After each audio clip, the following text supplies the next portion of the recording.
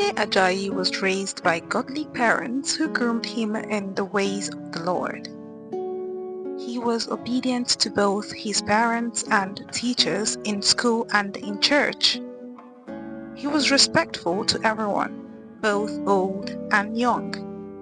He had good morals and an esteemed self-value.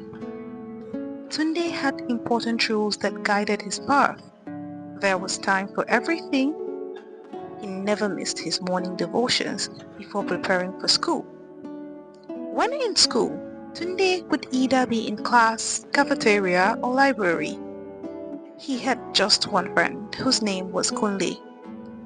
Both Kunle and Tunde wanted to be doctors. Together, they talked about how they would be great medical practitioners that would be needed globally. It was almost the only thing they enjoyed talking about. They were intelligent and smart. Kunle and Tunde had represented Maple Leaf High School in many science competitions and they never disappointed. Moreover, Maple Leaf High School was a school of sound discipline. Its students were sharp minds who loved education. Therefore, academic success was a norm. It was a school of prodigies.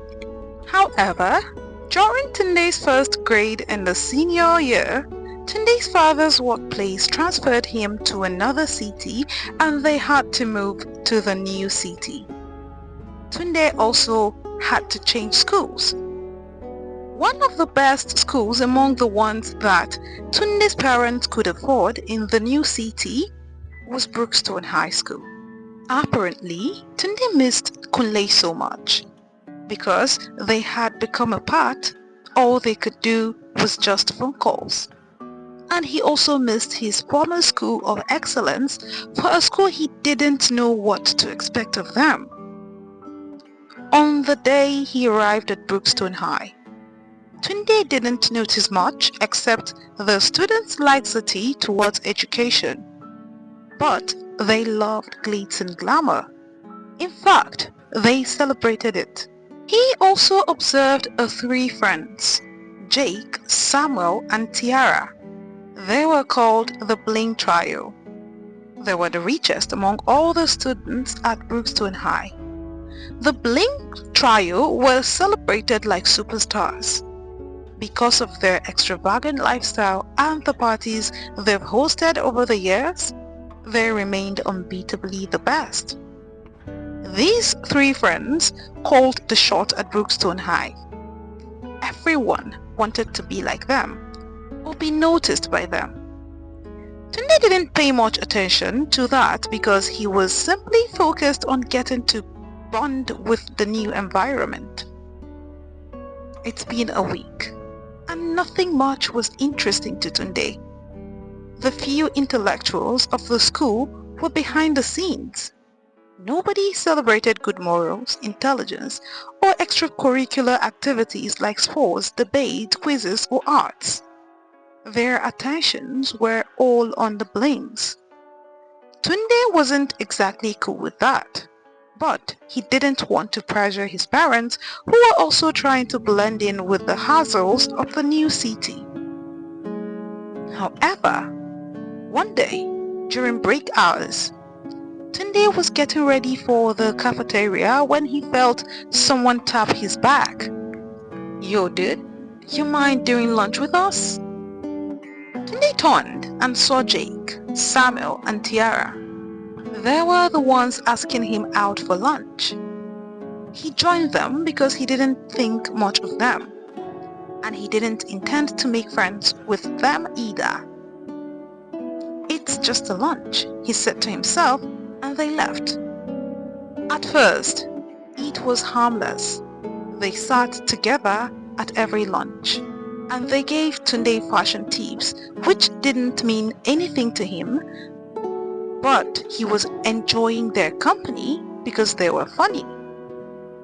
Soon, he noticed how everyone began respecting him and wanting to gain his attention by all means.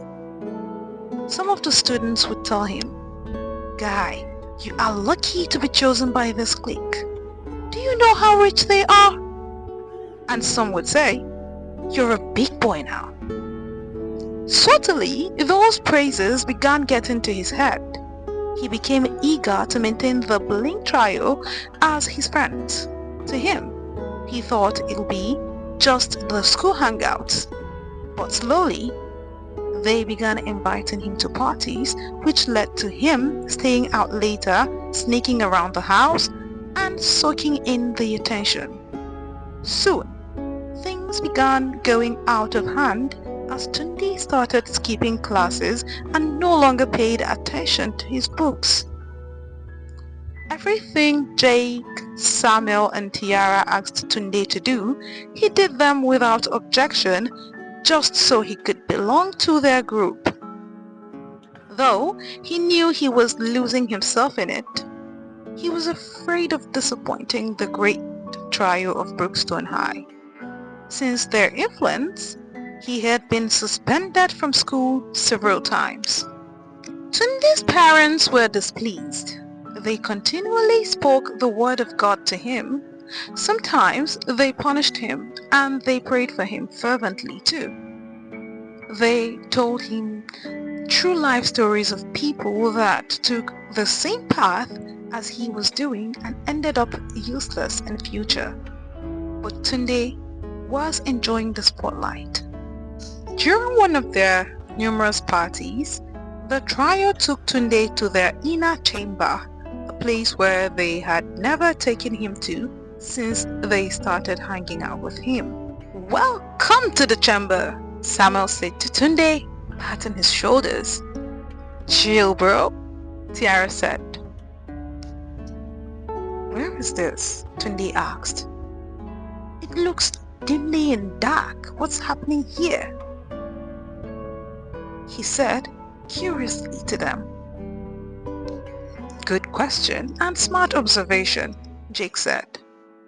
"This is a place where we do our dark things like smoke our weeds, cigarettes, and do the real thing that brings us all the blings that you see around us," Jake said and winked silly.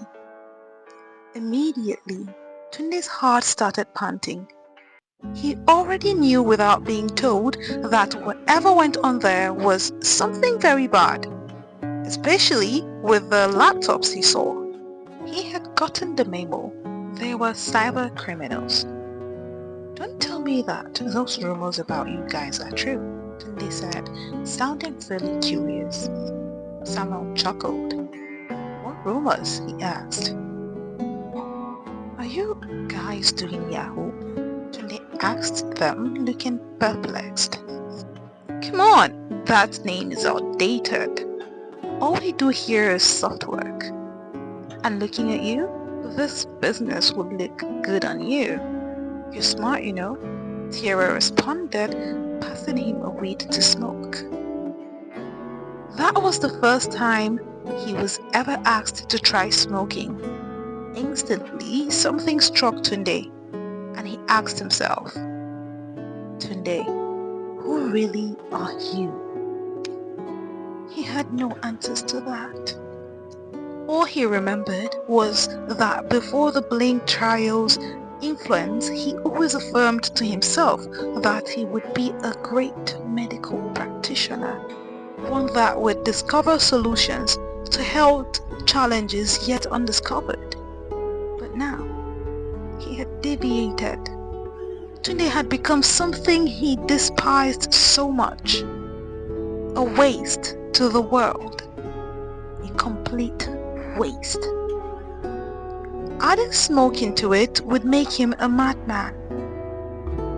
And becoming a criminal felt worse than death. He took a deep breath and threw away the weed. "I'm out," he said. "I have to go home now," he added. "Calm down," Tiara tried to convince him. "Even me that's a girl, I see no biggie here," she added, but Tunde's mind was made up. So he said, "Hanging out with you guys is because I lost sight of whom I am. Now, I remember my real identity, and I don't belong here. Tunde responded and stood up to leave. Then Jake grabbed the collar of Tunde's shirt, almost strangling him, and he glared at Tunde with furious eyes, then warned him sternly, "Everything here stays here. You say bullshit out there, then you are dead," Jake said, and Tunde stared back at him without saying a word. Then Jake released his shirt and pushed him out. From there, the group dropped him, or he dropped them first. However, rumors began to spread. Some called him Tunde the coward. Others called him Tunde the loser. Others mocked him and said, "Mr. Wannabe!" Those were his new names. Everyone avoided him. He sat alone at lunch, walked home quietly, just like in the beginning. He didn't feel ashamed of loneliness. He felt strong. One afternoon, as he sat in the library, a voice interrupted his reading. "Hey, you're brave." It was Nenna, a girl in his grade, but from the B class. "You didn't join them. My brother did, now he's dead," she told him. And Tunde asked, "How did he die?" "Suicide," Nenna responded sadly. He wanted to break out, but he had blended in beyond retreat. He knew all their secrets and they wouldn't let him out. She lamented to him. "You're lucky you didn't go far, did you?" Nenna asked, and Tunde let out a deep breath. "I guess the stage I quit from was meant to be the starting point," Tunde said. "But that doesn't matter right now. I'm grateful to God that I'm out. And by the way, sorry about your brother," Tunde responded with solidarity. They talked. Then they studied. Then they became friends. Both Tunde and Nenna wanted one thing for Brookstone High School, which was to foster a passion for education within the students. Tunde started focusing again. His grades improved, and he made new friends. Real ones this time. Together, they formed a formidable group of brainiacs. Though they were considered nerds and nobodies, this new group, formulated by Tunde and Nenna, were proud of themselves because they knew that they were people with vision and passion. Tunde and Nenna started blogs about importance of education.